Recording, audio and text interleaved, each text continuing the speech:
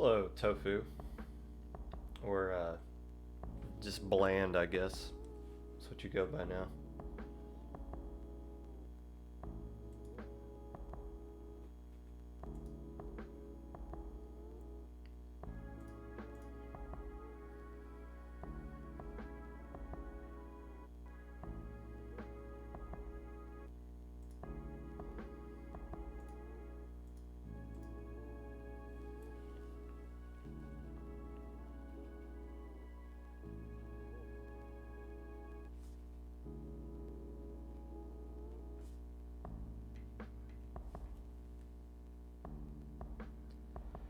I think that's the right play, tofu.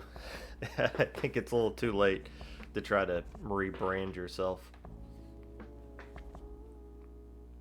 Bland cube works though, as like an alter ego. Like Batman is also known as the Dark Knight.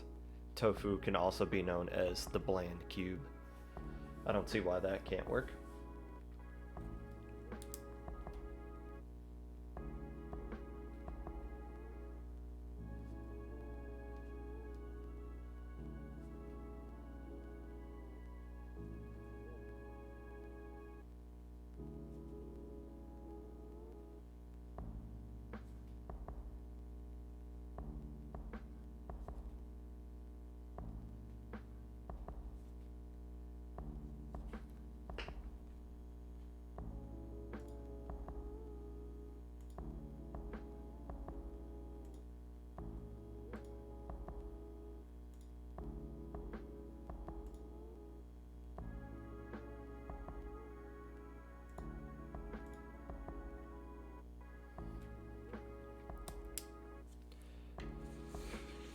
You look forward to the Nintendo rant.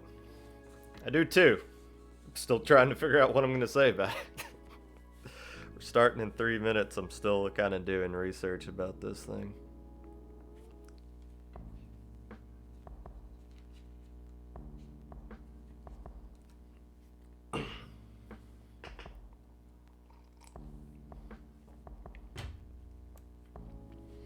Had to do a lot of research for this episode, and I feel like I still don't.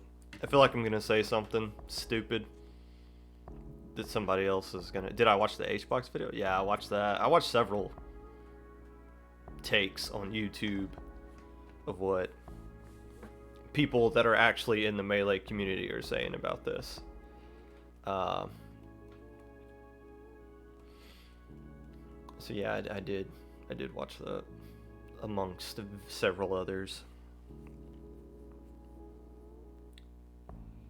Unless, well, I watched the one that he made, like his initial reaction thoughts. If he made like a new one recently, I haven't seen that.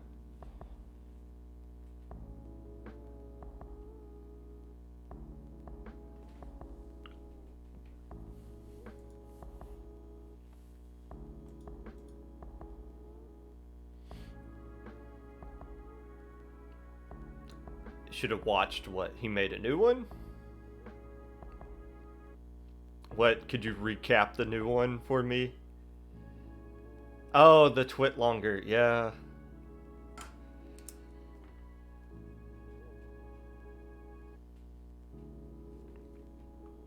Okay, yeah, I probably should go back and watch that one.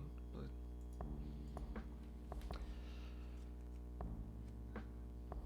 yeah, I don't. I'll might briefly mention the twit longer. I don't really know what the glean from that, honestly.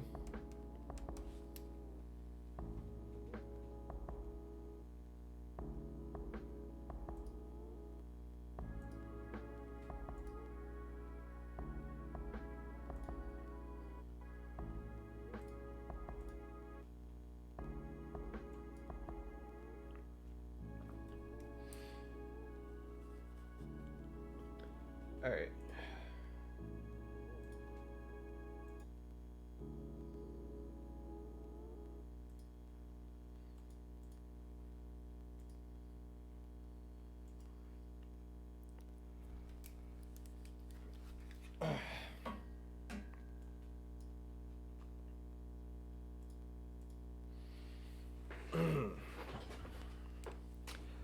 Hello, friends.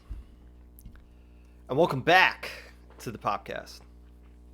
Whenever you're listening to this, whether it be live or a VOD, Twitch or YouTube, while you are saluting the ravenous raccoons as they ride off into the sunset, watching the VOD of my guest appearance on Talk Speed Up from this past weekend, making a awkward Twitter account that pings players who are just trying out for teams and labeling it as breaking news. Whatever it is that you're doing right now, I appreciate you taking the time out of your day to listen to this. Unless I don't. You know, that's my usual intro, but I'm going to double down on that. Some of you are really dumb. And you know who you are. Unless you don't, this is going to be a breakthrough. But I mean, if more people listened to the Popcast instead of doing whatever it is that you are normally doing, this world might be a better place. My goodness, there is some really stupid stuff out there on Twitter, and some people trying to create some really dumb Twitter accounts. Please, people, send the Popcast to your friends. Hey, are you about to do something stupid? Listen to this guy talk about video games for an hour. It might change your life. Problem, unless it doesn't, but I can try. I can try to save all of you if I can. Quick news, Launch Point Draft Cup number 2 is going to be not this weekend, but next weekend, and not next weekend Saturday, but next weekend Sunday. Another tournament on a Sunday? On the Lord's Day? This is good. This is very good. You guys are starting to venture off of Saturday, and we're starting to creep into new territory here. I would be so I salute Launch Point Draft Cup for switching to Sunday. I don't know why. I don't know what's going on next. I know what's going on this Saturday. I don't know what's going on the Saturday after that. High Inc is going on that day, but that wouldn't compete with. Nobody in High Inc is playing in Launch Point. I don't know. Maybe something else is going on that day.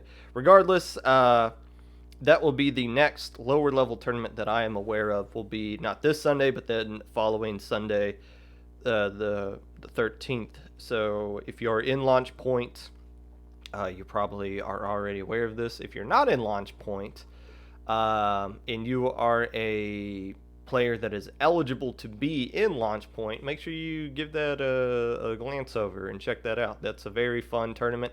I like to cover it. I like to point out how stupid some of your pickup team names are, and we'll be recapping that in the future. So check that out for sure. Today, we will be recapping Little Squid League 8, as well as discussing this Nintendo situation involving Smash, Melee, and Splatoon. I promised last week that I would talk about it after I spent more time doing research, so that I would have a more informed opinion on the topic, rather than just ranting mindlessly, or I guess ranting without actual facts or to support my opinions, instead of just rushing to get a hot take out there. Hey, look what I said. No, I wanted to take time to actually figure out what I was going to say and make sure what I was saying was at least somewhat accurate and coherent. So I did that, and we're going to be talking about that today. But first, late Thanksgiving night, a tweet was sent out by the League Under the Ink Twitter account, and it read roughly, if I can pull it up here, yes, at Inklings, it read roughly this: I won the selection by oh no, that's wrong thing. It was said in our news feed, so here's the obligatory tweet. Soon, TM. If there was a stock market for Splatoon, if Splatoon was a company that could be listed on the NASDAQ, after that tweet sent out, stock in Splatoon skyrocketed to the moon. We crossed 30,000 for the first time as a Splatoon community. Congratulations, everyone. And when that tweet went out, here, let me pull up the stats for this tweet. It's been liked 202 times, retweeted 68 times, most of them by quotes, which most of the quotes are just the eyeball emoji. The free agent server has blown up. There's so many people putting in ads to be a free agent right now. Just in the Discord server. I didn't look at the Sindao.Inc. free agent to see what's going on there. We're seeing tons of people who have said in the past, I'm leaving this community, you guys suck, this game sucks, I'm going to play Ninjala or whatever, I'm never coming back. And then this tweet comes out, and then all of a sudden some of those people are like, ooh woo, who wants to make a league or a team for Luti coming up? It's like, really? You're coming back? You left and you burned down the place on your way out. Now you want to come back now that it's been a while and you're interested again. What in the world? It's Luti. It's Luti. They didn't even announce a league. All they said was just soon. I just typed soon in a tweet. Do you know how easy it is to do? Relax a bit in due time. That's another thing they tweeted out. The follow up on that tweet. That's yeah. But that one tweet alone sent shockwaves across the whole community, which says a lot of things, some good, some bad about us. But let's dive into that real quick. First off, it shows that we love Luti, right? We do. I love Luti. Luti's a fun tournament. I'm really happy that it's back. It's fun to play in. It's interesting when you get, like, you know who your opponent is going to be for that week, and you have a whole week to kind of game plan for it. My team really likes looking for videos of our opponent and trying to break down their tendencies and try to figure out what they're going to do and how they're going to play certain situations and coming up with game plans. That kind of mental preparation before a Luti match can be a lot of fun, which you don't get in typical tournaments, where as soon as you beat a team, you get fed a new one, and you're either familiar with them or you're not, and it could just be, okay, let's just find out. Let's find out what this team is about on the fly. Luti is fun because you can actually avoid the find out who they are because you on the fly because you can actually do research leading up to it. That's something I enjoy about it. Is Luti a team killer? No. I mean, do teams disband during Luti? Yeah, but if your team disband because you can't handle Luti itself, let's be honest, you never had a team to begin with. You just had a collection of people together. It's not an actual team. But the one thing that bothered me, the reaction to this that really bothered me, is people coming out and saying, oh, now I get to figure out what my div is going to be. Or like, oh, am I div 3? Or am I going to get my div 3? There's going to be so many of you. They're going to be really disappointed when it comes time to figure out what your actual div is going to be, because only 24 teams get put into each div, but about 60 of you think you're div 3 plus. That means a lot of you are going to be stuck in div 5, and you're going to be throwing hissy fits, and you're going to be like, why is this team higher up than me? It's because, sweetheart, you're not as good as you think you actually are. That's why you keep signing up for low ink, even though it is a div 4 and below tournament, and why you don't win it. I'm not pointing out the finger at anyone in particular, other than about 60 teams, and they know who they are. But we were making progress. We were moving on from this idea that Luti divs dictate everything we do. We've been sucked into that. We've been feeding into that mindset for so long, and we were starting to rehab through that. I wasn't leading the charge. I was one of the voices, and I was telling you guys, we don't need to look at Luti divs to do the ranking for everything that we do in this community. And we were starting to rehab through it, and we were having some breakthroughs. We had some really good group sessions. We came together and we were moving forward with finding new ways to rank ourselves in this community. And then a tweet comes out, and then it all goes out the window immediately after that. It's like, oh, we went from divs don't matter. It's just about the results you have in the tournament to, please, daddy, give me a div. I want to know for sure who I am on the end. Like, okay. But that was inevitable, right? Whenever Luti came back, it was just going to reset everything we did mindset-wise going forward with the community. It was going to happen. Let me just reiterate. Let me just reinforce this concept. Luti divs are seeding for the Luti tournament only. It is not a ranking system for our entire community. It's just seeding only for the teams that sign up for Luti. It doesn't include every team in the community. It doesn't give out accurate divs based on like everybody here. Again, only 24 teams get placed into each group. You might actually have 30 teams that are playing at a Div 3 level. 6 of them need to get cut off and moved down to Div 4 just because there's not enough spots for them. It's not a ranking system. It's just seeding for Luti's tournament only. But Luti coming back means that you guys are going to care about your divs again, even though they will lose relevancy by April.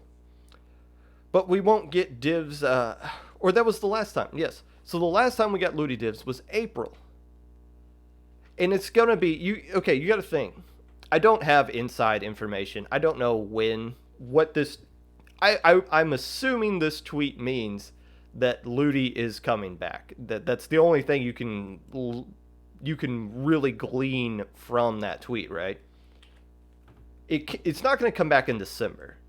Logically speaking, you got to think, okay, they're going to have to do they're going to have to open registration. They're going to have to do a tournament, like a seeding tournament beforehand. So you got to think that's not going to, they're not going to just announce that tomorrow. So you got to think it's not going to be in December. So January would be the earliest that we would see a Luti return, maybe mid-January. So that means we are going to go from April of this month all the way to December. That's 8 months without Luti divs being updated. So why would we be excited about them being updated possibly in January, knowing that whatever number you get is going to lose relevancy 1 month later, as soon as you get done with like week 5 of Luti? Basically, after week 5, you can get a sense of like, okay, who's underrated, who's overrated. But divs aren't going to be updated again for 8 months. If 8 months is the span now, whatever div you get in January, you're going to be married to that until September of next year. That's the issue here. Another kind of issue with Luti coming back in general, in the timing that Luti is coming back, is that we as a lower level community have always used Luti divs as like the standard for determining who is and who isn't eligible to play in our tournaments. Now, Low Inc has started to kind of branch away from that to an extent. If you were seated like above Div 4 at some point, then it's easy to look at that and be like, okay, you were determined to be too good for this tournament. You can ask for an exemption. There are processes in place to kind of get around that, so it's not a death sentence if you get Div 3. But it's still kind of it's a fine standard to set, I think, to say if you're too good in the Luti standard, then you're too good for our tournament. We'll look into you if you feel like you can make the case otherwise that you're not. But it has to be actual tournament results that show you suck, not just, oh, I haven't played in a year or X amount of months that show I'm sorry. But So like for who's too good for the tournament, I think Luti is fine for a standard. For who's might borderline might be too good, that currently is Div 4 and below though. Pure Divinity is currently Div 5. That's bullcrap. They are not in they're banned from low ink because they're a really good midway team, and we don't need really good midway teams in low ink.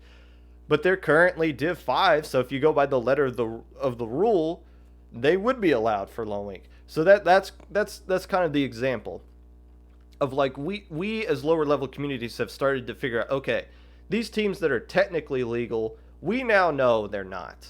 And we know how to kind of like brush off some of these teams that have grown that have grown beyond the scope of what lower level tournaments are about. And we don't need to rely on Luti.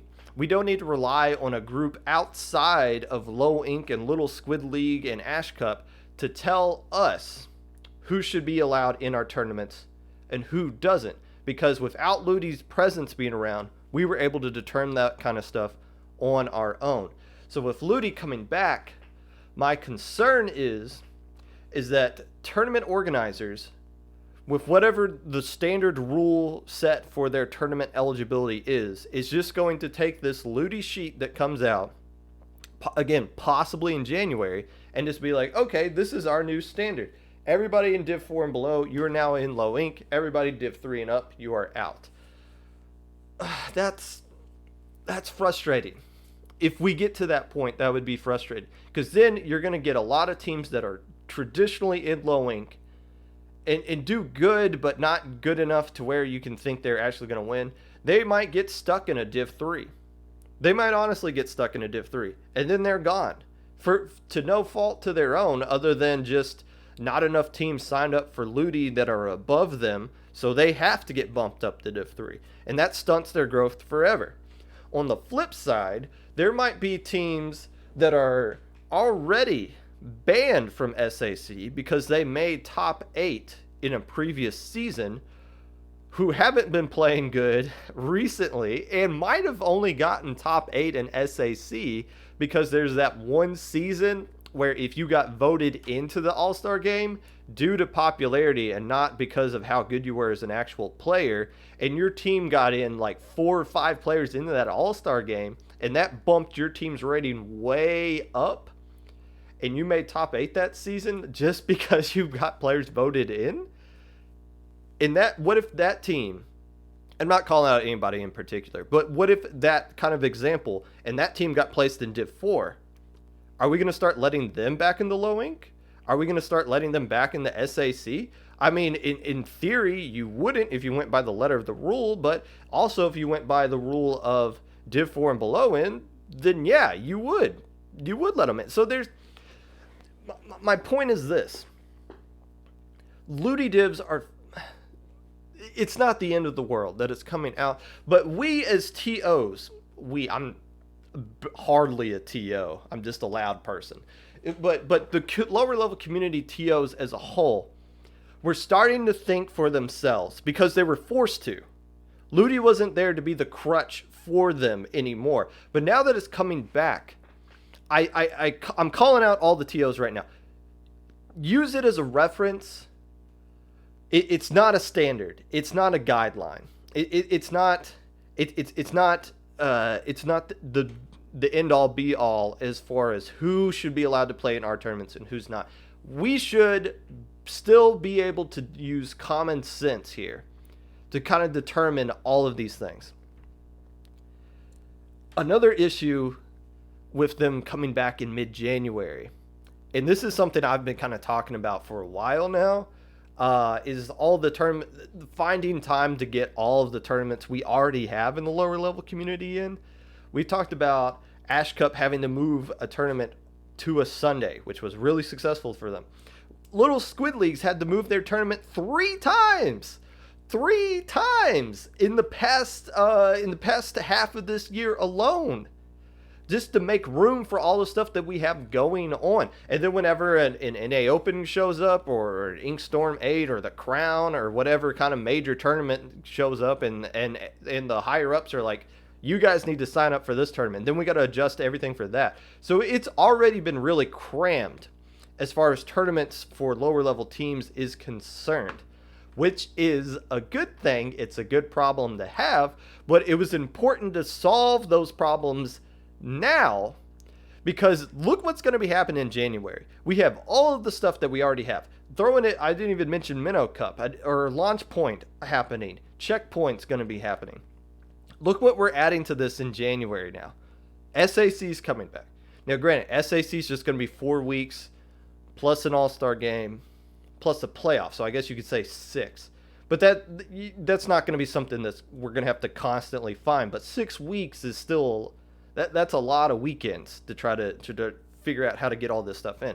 And I did have a member from SAC on the Popcast about a month ago, and I brought this issue up, and they said we're gonna keep an eye out for low ink, we're gonna keep an eye out for the GSM events, but for everything else, we just got to function how we function and try to just do our best. But obviously they're gonna have to step on some toes, which is inevitably going to happen. There's nothing. It's not SAC's fault.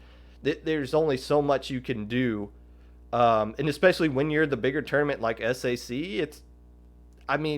it sucks that you can just kind of push a mom and pop tournament out, but it is what it is, and it's partly our fault because we're going to sign up for SAC instead of some of these other tournaments. We really are. But now, if Luti comes back as early, in my mind, it's got to be as early as January, because they're not going to come back in December. So now all of a sudden, all of these tournaments plus SAC. Oh, and by the way, you need to find 1 day a week to where you play your opponent in Luti, and Luti is going to last 5 weeks of group play plus a bye week. And then most teams get eliminated after that. And, well, unfortunately, most teams drop after they lose week 1. but it's going to be a crazy packed opening to 2021, which is fine. We're all still going to be in quarantine. Whatever happens with the vaccines that are coming out, it's still going to be too cold to go out.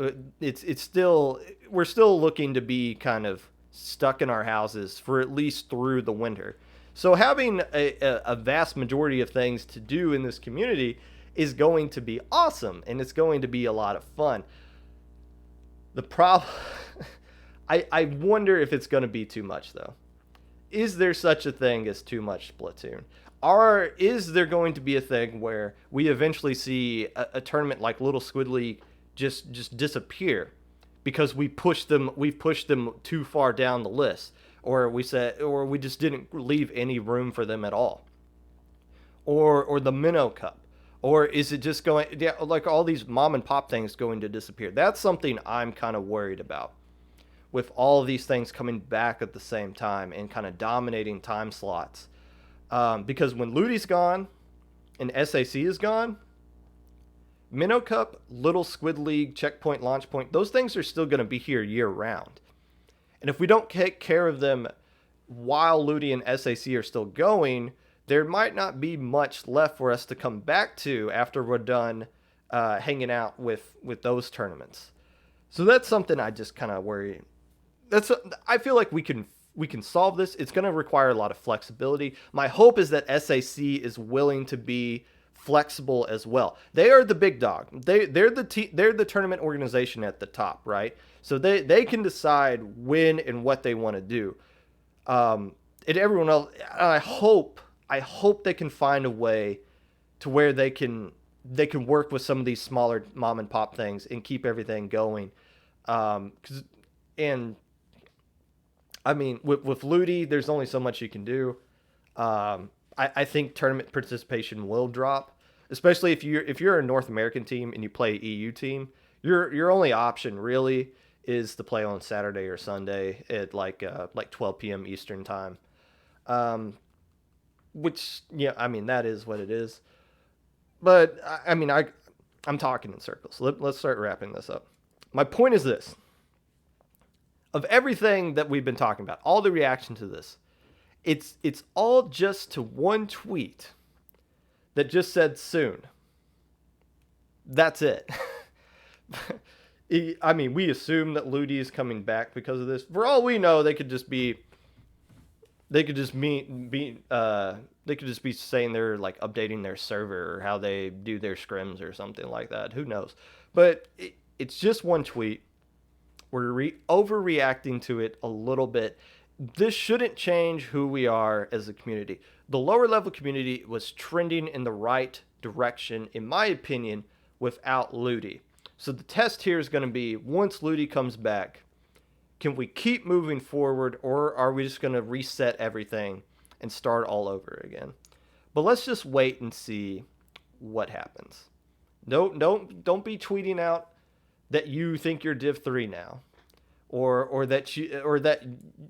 don't be starting to campaign for a certain div on Twitter.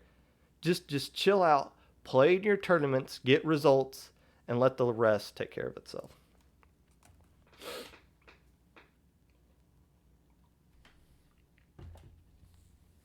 SAC is going to fix eligibility. Yes, that's something that Yeet talked about on the Popcast.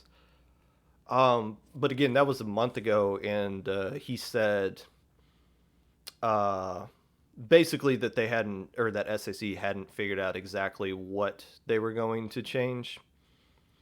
But again, that was back in like November. Obviously, they have a couple of months to kind of figure it out. So I'll be curious to see what their standard. I hope they don't use Luti as a crutch. I hope they kind of do some decision making on their own. But yeah, obviously Luti coming back kind of bails them out on that if they choose to take that. You're Div 8 now? Well, that's who knows? Maybe that might be a good thing, honestly. There might be like a Div 10 or something, depending on how many teams sign up.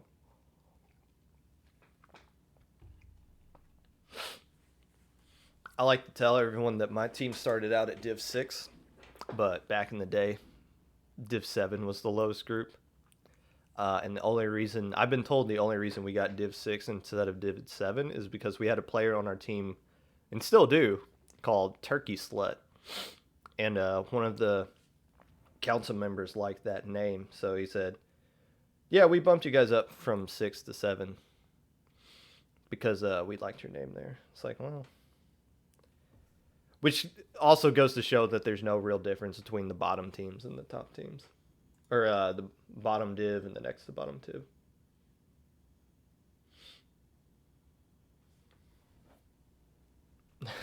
What is that? Okay. Let's talk about the Nintendo thing. To the best that I feel like I can.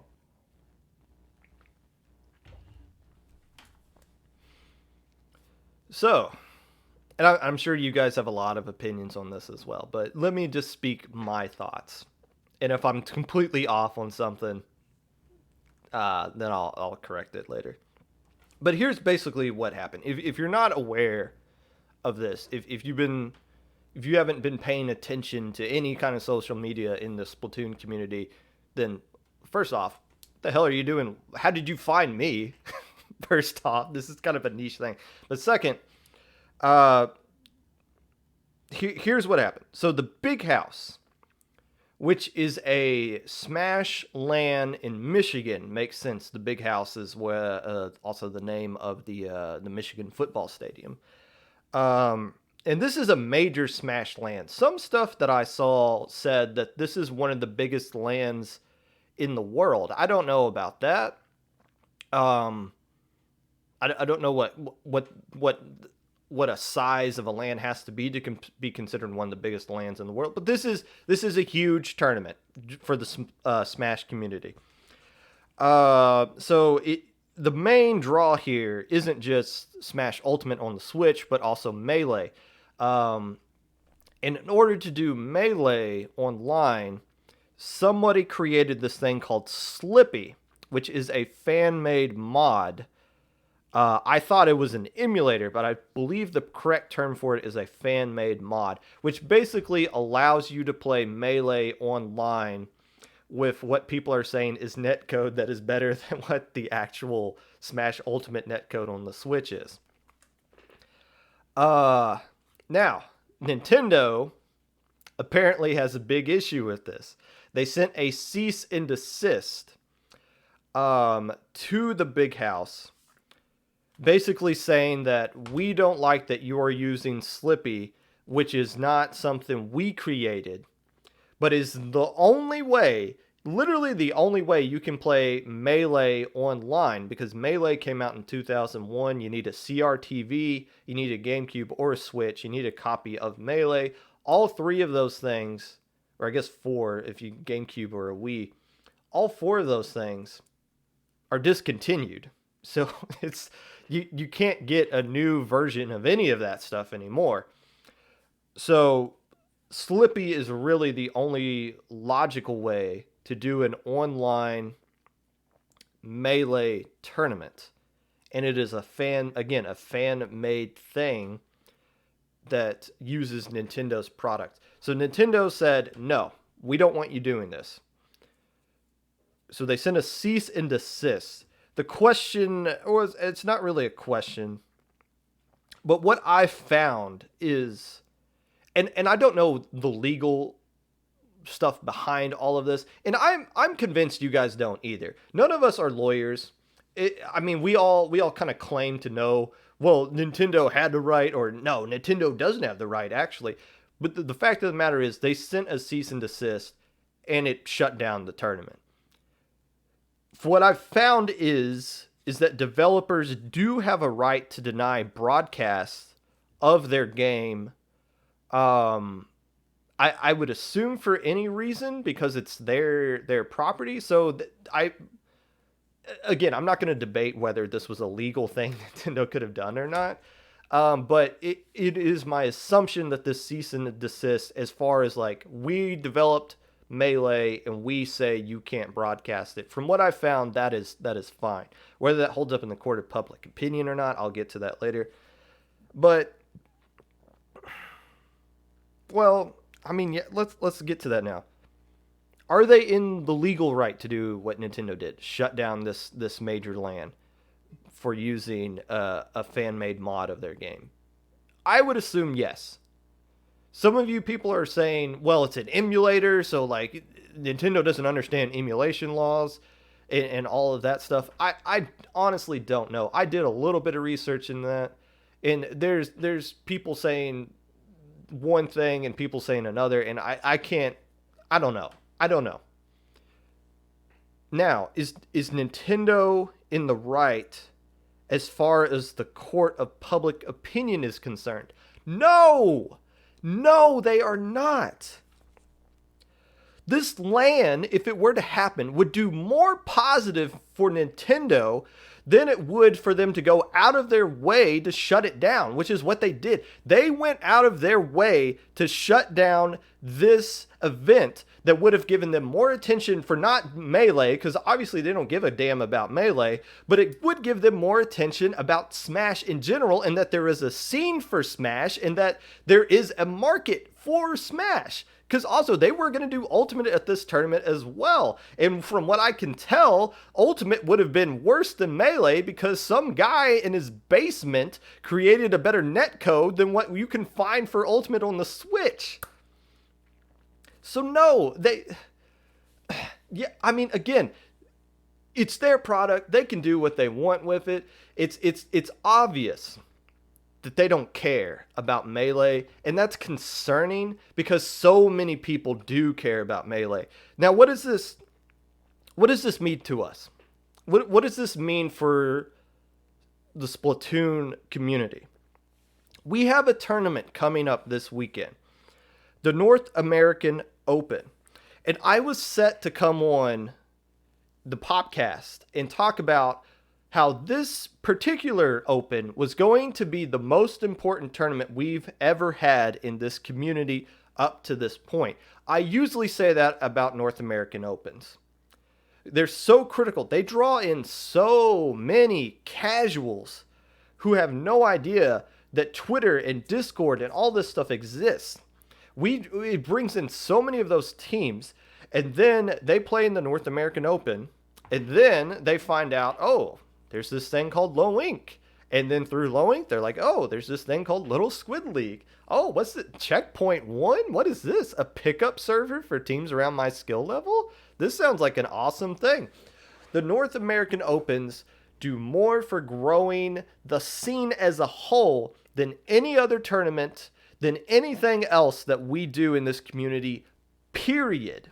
That is a fact, and you cannot change my mind about that. What's so critical about this North American Open that I think sets it apart from the others is that Nintendo had been listening to us, the Splatoon community. First, they were doing Turf War. We said that sucks for competitive. Do ranked maps. They switched to that. They were using maps that were garbage. We said don't use these maps. They got rid of them for the most part. We said single elimination is stupid. The fact that you would drag in a team and say, here's FT win, kid, go have fun, and you get a bunch of C- babies going up against Shaq and enjoy that, that's dumb. So now they said, okay, we hear you. We're switching to a speed ladder, which is the perfect format for a massive tournament like this. Eventually, everybody's going to find teams that are around their skill level in rounds like 4 through 8 of the speed ladder tournament. You play as many games as you want. Yeah, you're going to get your butt kicked the more that you win, but the more you lose, the sooner you start finding teams that are actually fun to play against.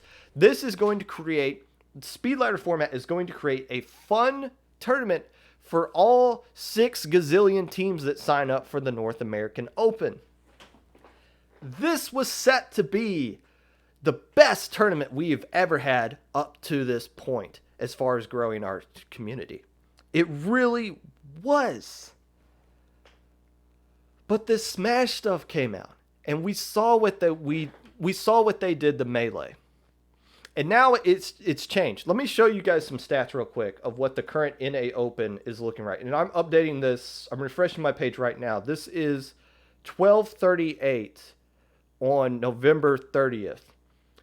Right now, there are currently 49 teams registered for this tournament with 39 pending. Those are low ink numbers.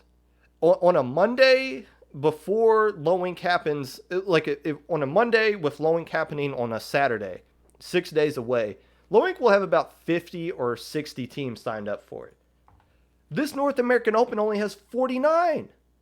It's already impacted us. Here's the numbers. In June, the North American Open ranked 732 teams. The month after that was the Turf War, 702. September, ranked maps, 343. October, 267 for the Turf War tournament. So it is, the number of teams playing in this was already trending down. And I think that's because a team signs up for it. It's single elim. They lose round 1 and they think, well, I'm never doing that again. That was a waste of my day. But Speed Ladder would have been a great fix to that. So maybe the single limb already kind of sent things down in the wrong direction. But there's also this protest that is going on from the Splatoon community. And there's 2 ways that protests are going on right now. Number 1, teams are just protesting the tournament altogether, which is something my team actually talked about. I've talked on the Popcast before about how when tournament organizations or when anything happens in the community, we'll have a discussion about it as a team. I feel like those discussions we have is one of the reasons why we've stuck together for 2 years and why some other teams disband after 2 weeks is because they don't actually grow as a team or bond as a team. So when the Smash thing happened, I brought it to our team chat. We had a conversation about it. We are like, how do we want to respond to this? Do we want to boycott the tournament?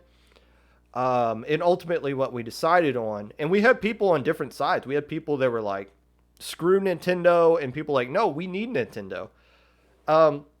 Ultimately, what we decided is we're going to play in it, but we're going to play under the name of hashtag free melee, which a lot of other teams are doing. And this is a trend that is starting from the top of the community. They're trying to push it down. And I think that's the right way to go about this.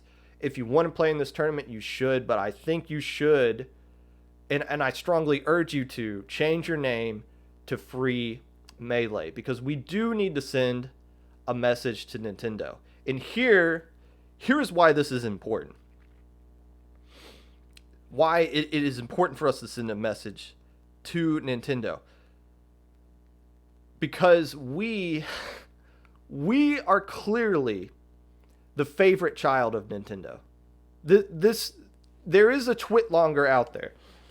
And to be honest with you, I didn't look over it. Tofu in chat was saying that Hungrybox has done a video recently talking, reviewing over the Twitlonger. I would recommend watching that. I haven't seen it yet, so I don't particularly know, but I know this Twitlonger is significant. I glanced over it. And somebody correct me if I'm wrong about this, but I believe the general thesis of the Twitlonger is that Nintendo wants Melee to die from a competitive standpoint, and they want Splatoon to grow from a competitive standpoint. Yeah, if that is true, and you're a Splatoon person, you should not be excited about that. That is a scary thing, because what happens? Yeah, they like us now. They like us now because we're the young pretty girl in our 20s with ambition. But what happens when we're like older, and then they see some other new pretty girl? Are they gonna just dump us? Are they gonna kill us off for that?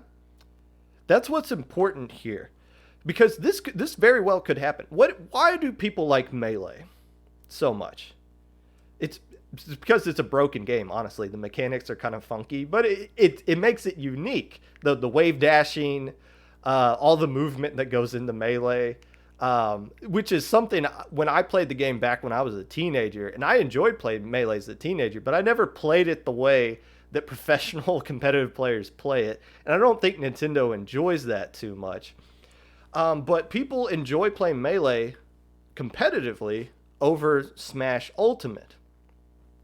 What happens if Splatoon 3 comes out?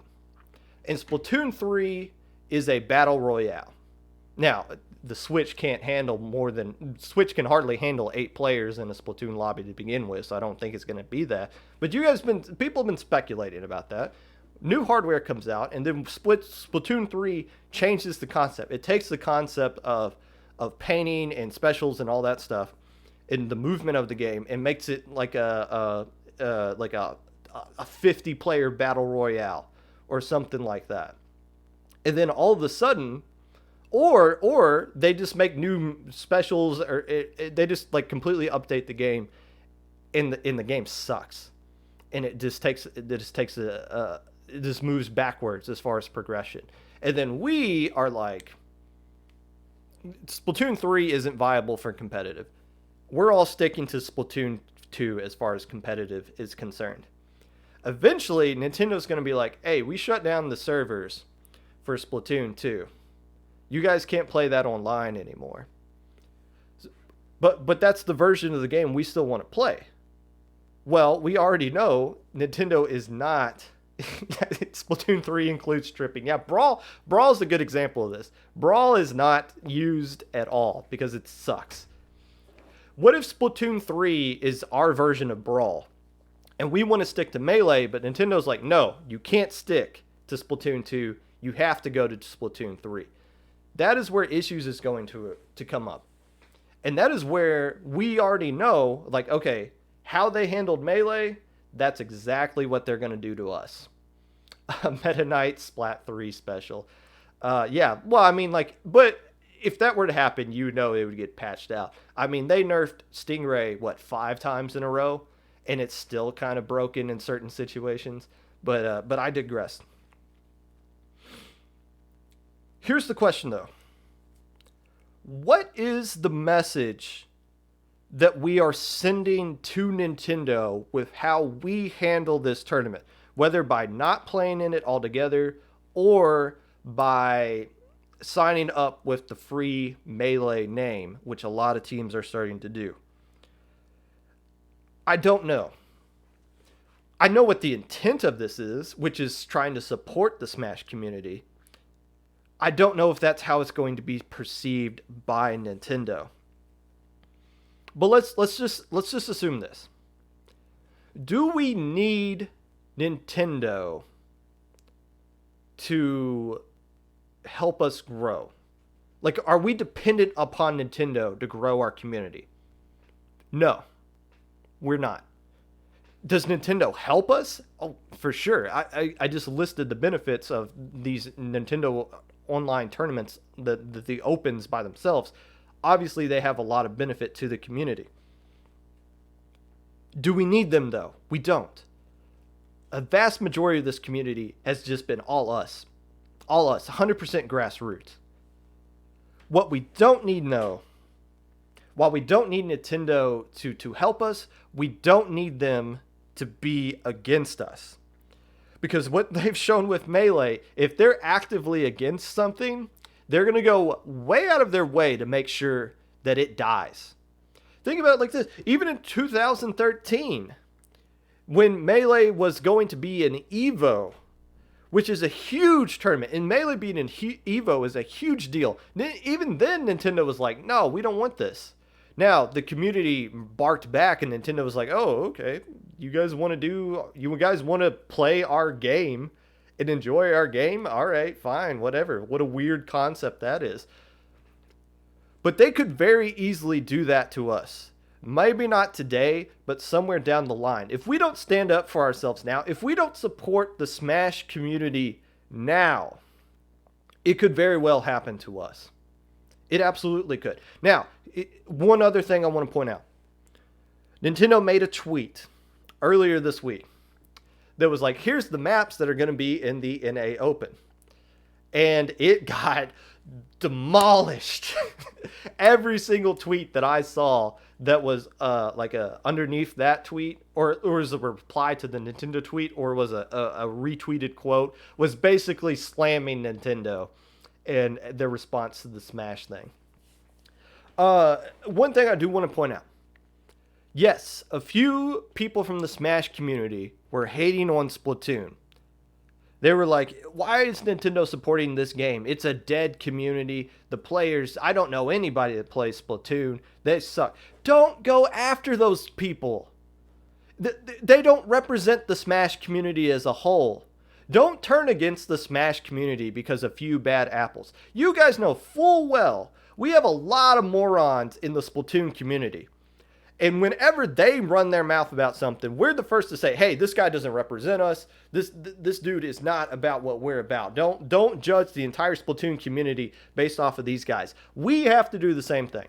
We can't judge Smash community as a whole because of a few jackasses that they have running their mouths about our game. They obviously don't understand our game, and it's not on us to educate them about that because who cares? But don't change your mind on something based off of a few morons that doesn't represent a community. Because if the tables were turned, we wouldn't want you to judge us based off of a few of our idiots. And you guys know who our idiots are about, or the situations I'm talking about. It doesn't need to be said out loud. But my point is this: the consensus I have come to from looking at this Nintendo situation is that we need to keep an eye on it. We need to support our brothers and sisters in Melee. We do. Because that could very well be us. And it could be us a lot quicker than what you guys think. We need to see, if we're going to get into a relationship with somebody, and we see the relationship that person is getting out of, and we see so many red flags about that, we would be crazy to get into a relationship with that person, right? That is basically what we're doing. We need to say, hey, you like us, but we need to make sure that you're in our corner for the long haul. And also you need to help out that person you just left. And you need to support them. And that's basically the conclusion I've come to with this. Again, however you choose to protest this, if you choose to protest at all, I support it. 100%. If you don't want to play in the tournament because of it, totally understand. If you do want to play in the tournament and you don't want to use the free melee or save smash or whatever, and you just want to play as your original team, totally fine. Nobody's going to hold anything against you. And if they do, screw them. But we have to make a statement. How Nintendo interprets it is up to them. We can't control them. They're going to try to control us. And that's the statement we need to make, is that we're not going to let them do that. And that is the end of my Nintendo rant. 50 minutes and I've yet to talk about Little Squid League. We'll get to it.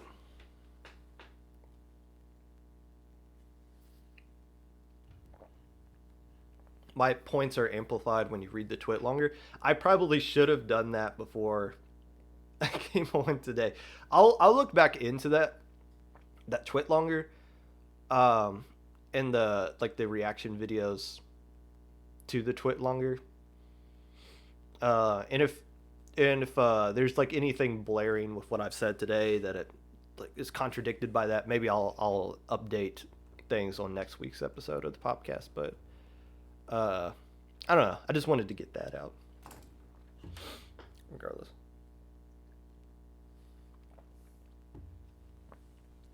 You guys talking about Dark Tetras? A Dark Tetra kit that doesn't actually suck? That would be broken to an extent, I guess. Especially to all the high ink teams, because about 50% of the teams in high ink next weekend are all Tetra teams. Which is interesting because we didn't see any Tetra teams in Little Squid League. Little Squid League podcast. Yes, there is. We are going to talk about Little Squid League. It just took us 52 minutes to get here. Whew. Little Squid League 8. Before we get into the actual matches of this tournament, I've talked about Little Squid League having to move around a lot. Whenever they say, hey, our tournament's going to be on this Saturday, something pops up, and then they're like, okay, well, we're going to push it back. The Saturday after Thanksgiving is not ideal. This was not just because it's after the holidays and a lot of people just aren't available to play. A lot of teams just took the week off, which I'm going to get to in a minute. And taking time away from the game is usually a good thing as far as what it results in. But only 14 teams signed up for this tournament, which is disappointing. I feel like Little Squid League is a very important tournament for a lot of teams. A lot of teams. Like Little Squid League could be what Low Ink used to be, which was that first stepping stone for a lot of teams. There are a lot of teams that play in Low Ink, and they go 2-4, and they finish like 30 down to 60 in their group. That should have played in this tournament, but for a lot of reasons didn't. It's not just because it was after the holidays. The College Cephalopod Association had a tournament going on at that time. Ink Theory had a tournament going on at that time. Ink Theory being a casual open tournament, but seems to draw in a lot of low ink / lower level teams into it. So constantly being forced to change their date and having to settle on November 28th and go up against a bunch of other things that would draw teams away from their tournament, on top of the fact that it's the holidays, that sucks. that sucks for them. I'm happy that they found a way to get this tournament going. But But I mean, this tournament could have been a lot better, and it will be in the future when they finally get a time and date that works out for them consistently. I think just the lack of consistency of finding a date, or other tournaments kind of taking over their time slot, which sucks as well because we kind of need to find a way to get this tournament in. I think that's been hurting this tournament for a while, but good that it got to play. And let's actually get into the things that happened in this tournament. Matches of note.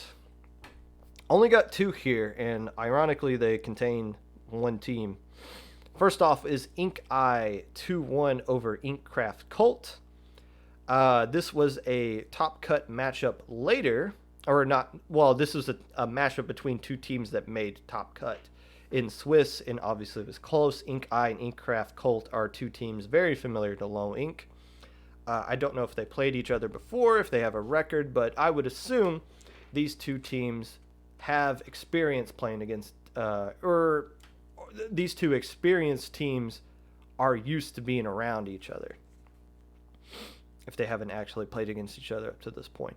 Now, with 14 teams in this tournament, and 8 teams moving on to top cut. So over 50% of the teams move on to top cut. A lot of matches in Swiss are just going to be between teams that made top cut against each other, especially in rounds like 3 through 5, when teams start getting wins and matched up against each other. So on paper, that looked like a close match. It might be a one that gets referenced later down the road. So nice win there for Inkai. The other match of note that I want to point out is Inkcraft Cult 2-1 over Nebular Minor. I believe I'm pronouncing that right. Or just Nebula Minor. Maybe we'll just go with that. I believe, looking at the rosters of Nebula Minor, 2 players from Wiggly Phantoms were on it. So I'm assuming this is just a pickup of the Wiggly Phantoms. And also, this match was streamed, and the 2-1 result is significant because the winner of this match moved on to top cut, as i.e. Inkcraft Cult, and the loser got knocked down. So there was a lot on the line in this round 5 Swiss match, and ultimately went into the way of Inkcraft Cult. I believe the Cult won the first 2 games, so there was no like pressure-filled game 3, winner takes all, loser goes home kind of thing, but still a close result, and from the Wiggly Phantom pickup team, I'm glad those guys found a way to keep playing. I would love to see more pickup teams play in these kind of tournaments. A lot of times we see teams that are like, well, we just can't make it, so we're not going to play. But like, maybe 2 players can make it, and another 2 players from another team that can. So it's good to see pickup teams here. We saw a pickup team 1 beta bracket in Low Ink a couple of weeks ago, or last week, I guess. So let's see some more pickup teams. You guys don't need your full squad to play in a tournament. Don't use your name if you don't use your full name. Your full team name if you only got 2 players. But if you have 3 players and you need just 1 sub, sure. But shout out to Nebula Minor for playing in this tournament. I believe they went 2-3, just missing top cut. My winners from Swiss.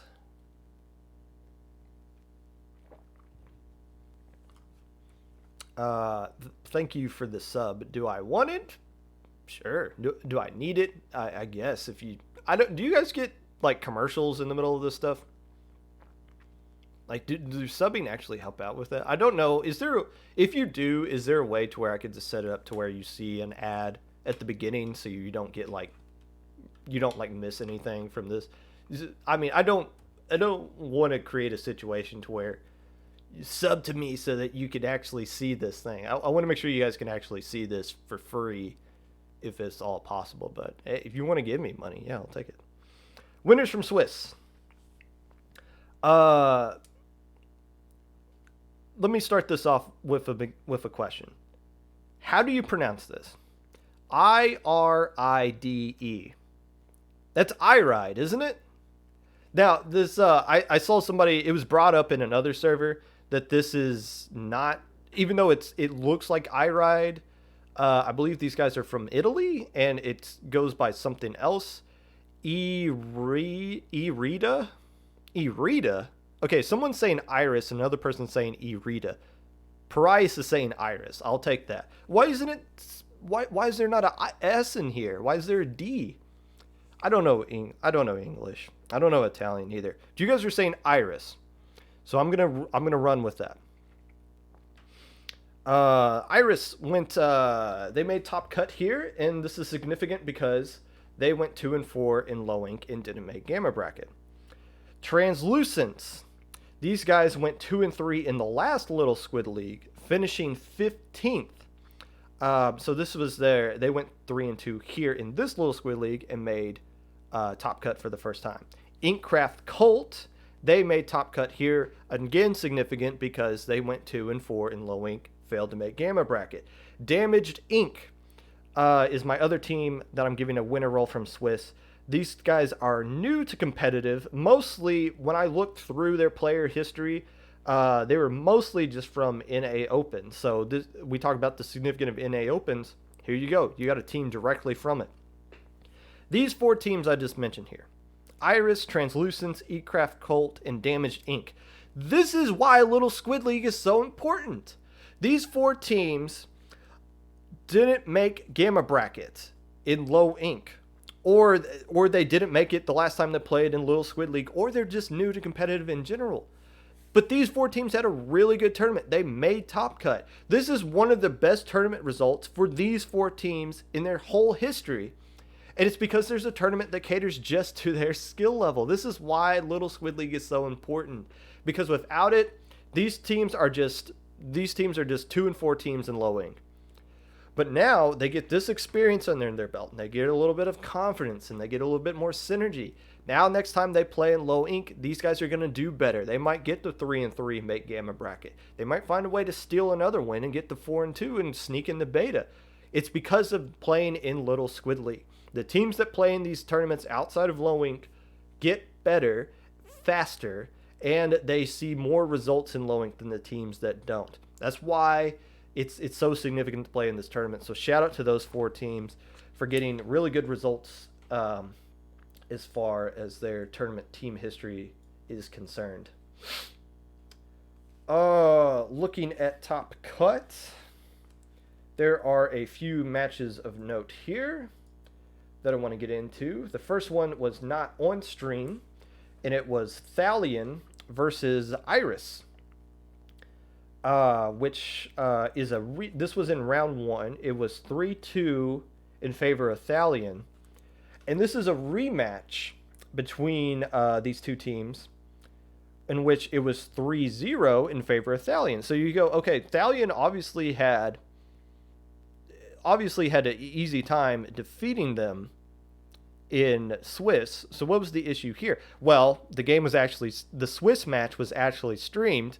I went back and looked at it, and Iris was having a DC issue in that set. DC issues will be a thing going forward in this tournament. But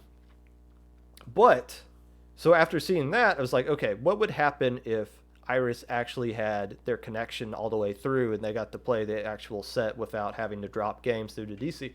Well, what happens is that Thalion got pushed to a game 5. Thalion, the team that ultimately won this tournament, pushed to a game 5. Their biggest threat to taking a loss throughout this whole tournament was to Iris in round 1 of Top Cut there. We didn't get to see it. It wasn't on stream. And I don't know any of those teams well enough to know if there is like an actual VOD from their perspective, but that was clearly the match of the tournament there. So a nice win for Thalion to hold on there, but a nice bounce back from Iris after losing to them 3-0 in Swiss. The other match of note from Top Cut would be the game that was on stream, which was Clownfish 3-2 over Match Point. When I looked at the initial rosters of this tournament, I assumed Clownfish would be the favorite. We hadn't seen them in a while, but they were the only team that jumped out to me as like, okay, these guys have been around for a while. They have experience. And I feel like they have enough experience to win this tournament. They came close. But this semifinal matchup against Match Point, which was streamed, was really good. This was a really good match, and they were really competitive with each other. In fact, this was a rematch of Swiss, which also was on stream, which went 2-1 in favor of Clownfish as well. So these two teams have played each other 8 times in this tournament. Clownfish won 5 of them, match point won 3. So these teams are really close with each other. Game 5 came down to came within just 2 clams. It looked like Clownfish was dominating most of Game 5, which was Clam Blitz at Piranha Pit, for the majority of the game. Got wiped at the very end and gave up the only push that match point threw at them the entire game, and scored like just under 60 points.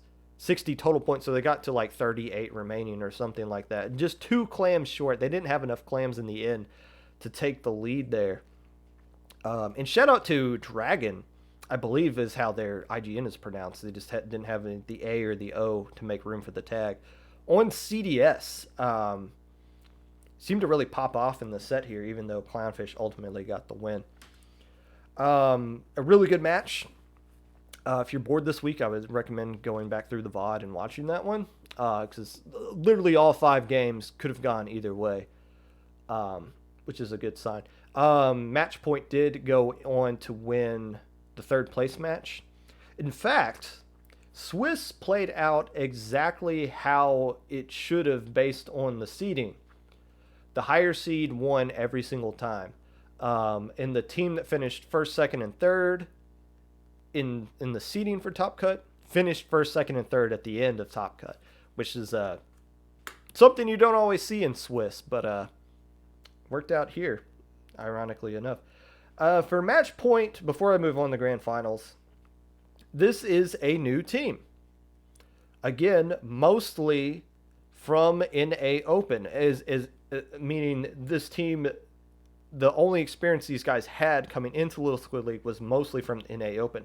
The one player that did have low ink experience was Dragon on match point, who I just pointed out was a really good CDS player. So having that experience obviously paid off for match point here. But again, you talk about how significant is the NA Open. Here's another team that did really well that only plays in the open tournaments, and they're starting to sneak into some of these other tournaments and finding out about things. Keep an eye on match point in the future. You like to see new teams come out of nowhere and play really strong, if not strong enough to take down an experienced team like Clownfish.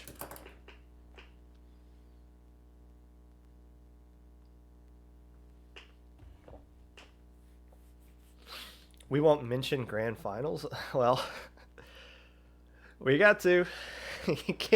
You can't talk about Little Squid League without mentioning this. And I do have some questions, because I didn't get to watch all of it live. I went back and watched the VOD of it, but there's so much downtime because of DC issues where I gotta skip. I gotta fast forward through this. I can't listen to Splatfest music for an hour. Let me kind of break this down. First off, it's Clownfish versus Thalion. And there was just a lot of connection issues in this one.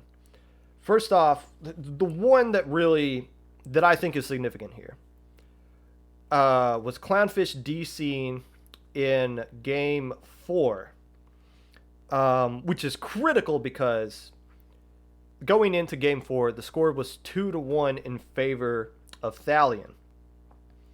And it looked like Clownfish was on a path to win that game. It was the Splat Zones at the Reef, but they DC'd, and I believe they already used their DC mulligan in Game 1 of this set, so they had to play it out. It's either that or they just didn't realize they had to stop and they played it out, which I'm not totally sure. But still, the DC in Game 4 is critical because there was a path for Clownfish to tie up this set at 2-2.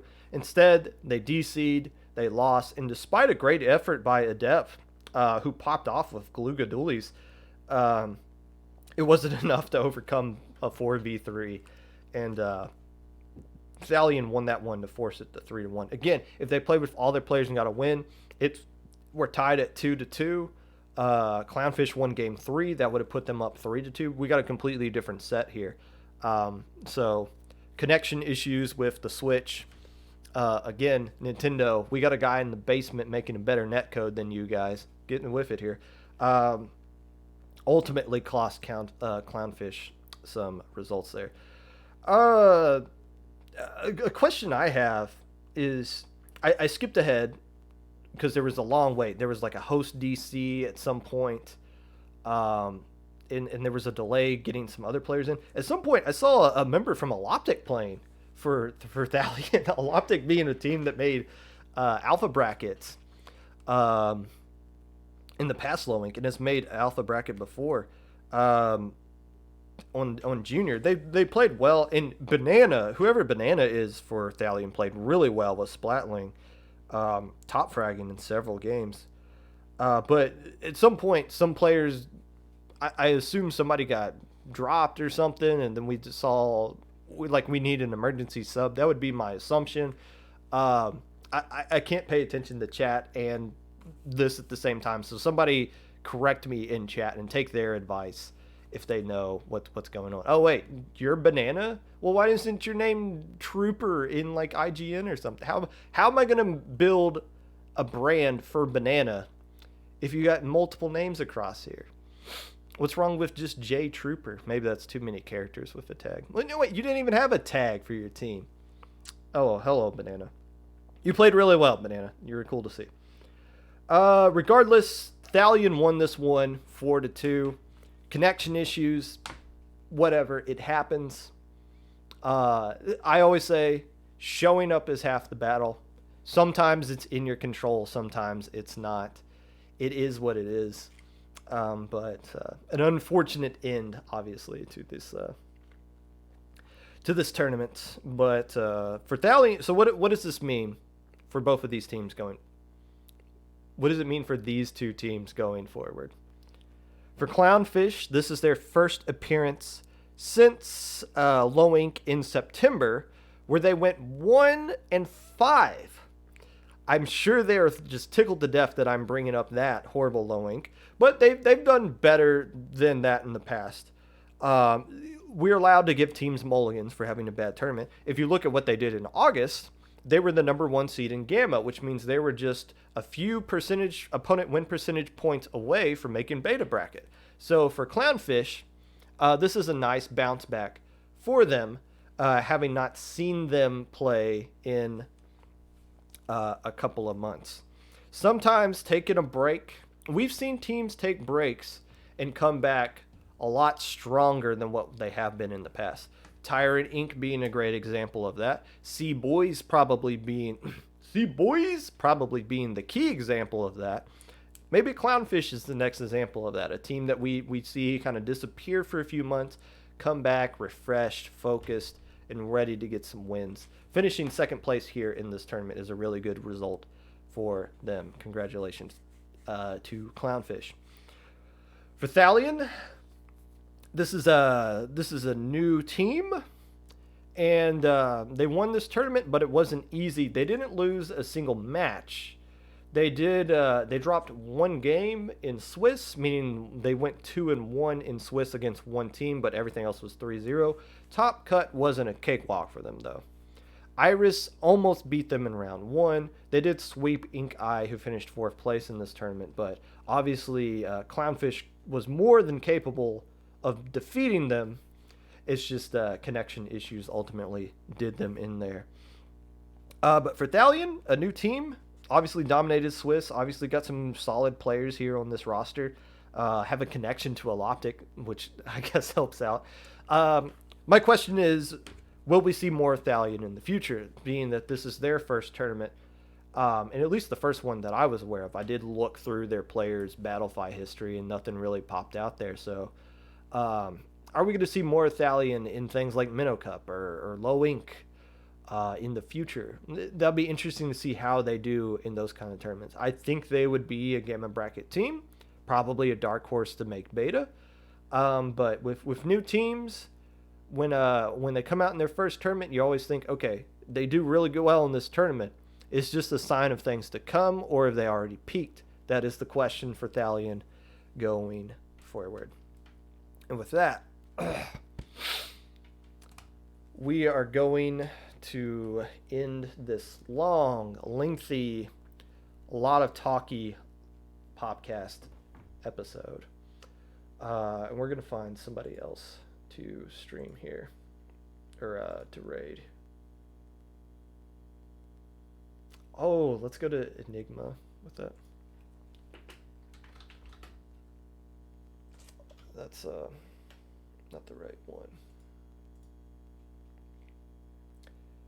Hey, if you would like to be a part of the Popcast in any way, if you want to reach out to me, if I said something factual that is wrong, you want to let me know about it, feel free to reach out to me on Discord at popgun #5882, Twitter at Mr_popgun, Twitch at popgun25, YouTube at 25, popgun. I do not save my VODs on Twitch anymore. I leave them all exclusively onto YouTube. This VOD will stay up on Twitch for 2 weeks, and then Twitch just automatically deletes it. But everything that you want to see concerning me is going to be up on YouTube. And I misspelled something here. Enigma ZV. Next week we'll be, I guess, recapping the Nintendo tournament and probably finding something else to rant about. In the meantime, make sure you guys wear a mask and make sure it covers your nose. Please.